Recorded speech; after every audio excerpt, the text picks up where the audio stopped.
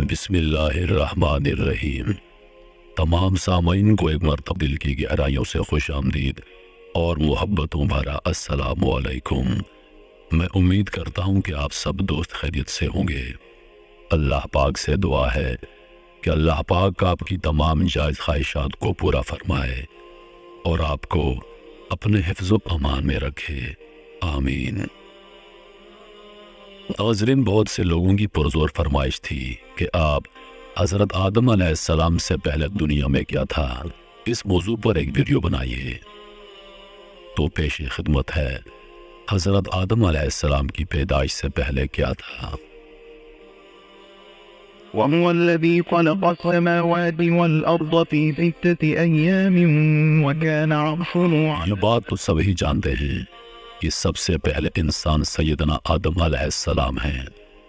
اب سوال یہ پیدا ہوتا ہے کہ انسان کی پیدائش سے پہلے کیا تھا، اور اللہ تعالیٰ نے اپنی بے شمار مخلوق میں سب سے پہلے کس چیز کو پیدا فرمایا۔ آئیے اس سوال کا جواب قرآن و حدیث کی روشنی سے حاصل کریں، کیونکہ مسلمان کے رہنمائی کے لیے روشنی کے یہی تو مینار ہیں۔ جناب رسول اللہ صلی اللہ علیہ وآلہ وسلم نے ارشاد فرمایا، میں تمہارے درمیان دو چیزیں چھوڑ رہا ہوں، جب تک تم ان کو پکڑے رہو گے، یعنی ان پر عمل کرتے رہو گے، تو تم ہرگز گمراہ نہ ہوگے۔ ایک اللہ کی کتاب یعنی قرآن مجید، اور دوسرا رسول پاک صلی اللہ علیہ وآلہ وسلم کی سنت مبارک۔ لہٰذا ہم سب سے پہلے قرآن کریم کی رہنمائی حاصل کرتے ہیں، جیسا کہ ارشاد باری تعالیٰ ہے، اور وہی ہے جس نے بنائے آسمان اور زمین 6 دن میں، اور اس کا فرش پانی پر تھا۔ یعنی زمین و آسمان کی پیدائش سے پہلے اللہ پاک کی سب سے پہلی مخلوق پانی تھا۔ ایک اور جگہ اللہ پاک ارشاد فرماتا ہے، اور پانی سے ہم نے ہر جاندار کو پیدا کیا۔ اللہ پاک ارشاد فرماتا ہے، آپ صلی اللہ علیہ وآلہ وسلم ان سے پوچھئے، کیا تم اس خدا کا انکار کرتے ہو جس نے 2 دن میں زمین کو پیدا کیا، اور کیا تم دوسروں کو اس کا برابر ٹھہراتے ہو؟ یہی خدا تمام عالموں کا پروردگار ہے۔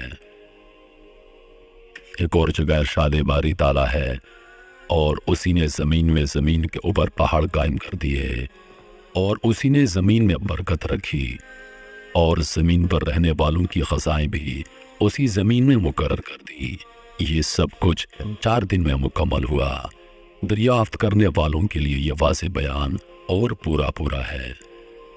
ایک اور جگہ اللہ تعالیٰ ارشاد فرماتا ہے، پھر اللہ تعالیٰ نے آسمان کی جانب توجہ فرمائی، اور وہ اس وقت ایک دھواں سا تھا، سو اس سے اور زمین سے ارشاد فرمایا، تم دونوں حاضر ہو جاؤ خوشی سے یا دباؤ سے۔ انہوں نے عرض کیا، ہم دونوں خوشی سے حاضر ہیں۔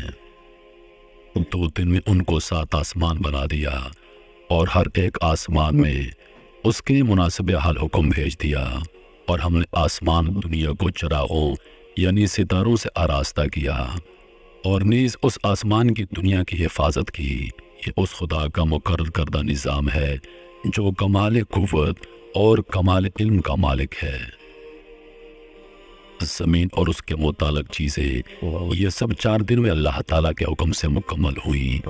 2 دن میں زمین بنائی گئی، اور 2 روز میں اس کے متعلق یعنی زمین میں قسم قسم کے درخت، میوے، پھل، غلے، حیوانات، کانے وغیرہ پیدا فرمائی۔ زمین اور اس کے متعلق اشیاء کی پیدائش کے بعد اللہ تعالیٰ نے آسمانوں کی طرف توجہ فرمائی۔ آسمان کے وجود میں آنے سے پہلے سارا خلا دھوئیں کی طرح تھا۔ اس سے اللہ تعالیٰ نے 7 آسمان بنائے۔ پھر آسمان و زمین کے ملاپ سے دنیا بسائی گئی۔ آسمان سے سورج کی شعائیں آئیں، گرمی پڑی، ہوائیں اٹھی، ان سے گرد اور بھاپ اوپر چڑھی، پھر پانی بن کر بارش برسی، جس کی بدولت زمین سے طرح طرح کی چیزیں پیدا ہو گئی۔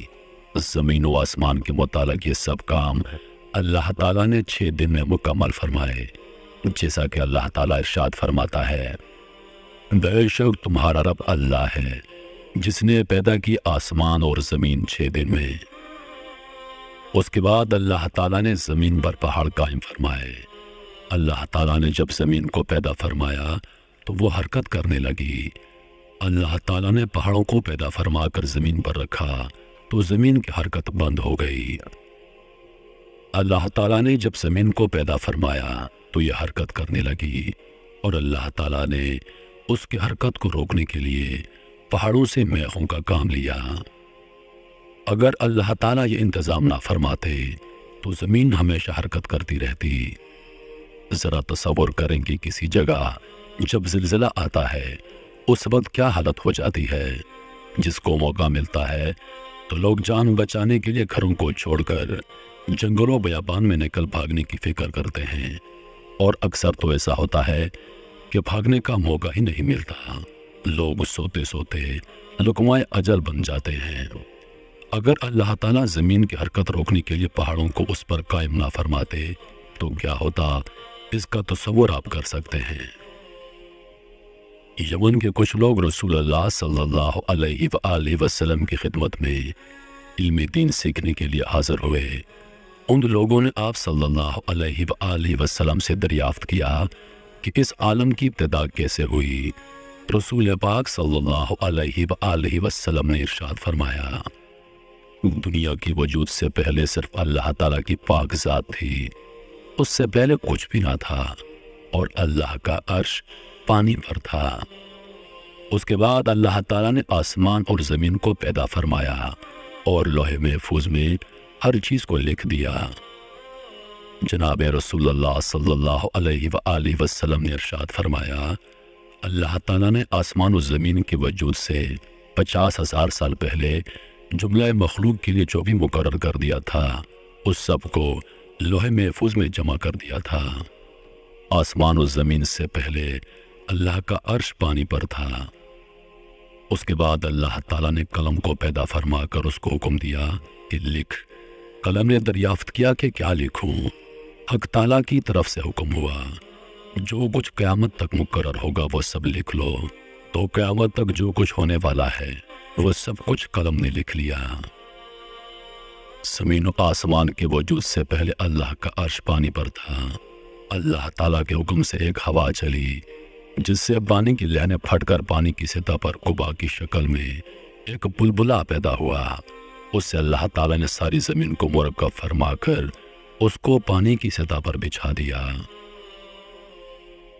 محترم عزیز دوستو، جو کچھ بیان ہو چکا ہے اس سے ایک عام آدمی بھی سمجھ سکتا ہے کہ اللہ تعالیٰ نے زمین و آسمان کو کیسے پیدا فرمایا اور حضرت آدم علیہ السلام سے پہلے کائنات میں کیا تھا۔ نبی اور پیغمبر اللہ تعالیٰ کے مخصوص اور معصوم بندے اور انسان ہوتے ہیں جن کو اللہ تعالیٰ انسانوں کی رہنمائی اور ہدایت کے لیے منتخب فرماتا ہے۔ جو گناہوں سے معصوم ہوتے ہیں اللہ تعالیٰ کے احکام بندوں تک بلا کمی بیشی پہنچاتے ہیں، کسی حکم کو چھپاتے نہیں۔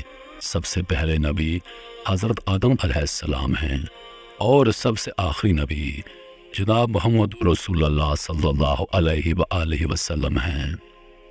آپ صلی اللہ علیہ وآلہ وسلم پر انبیاء کا سلسلہ ختم ہو گیا اور قیامت تک آپ صلی اللہ علیہ وآلہ وسلم کی پاک نبوت جاری و ساری رہے گی۔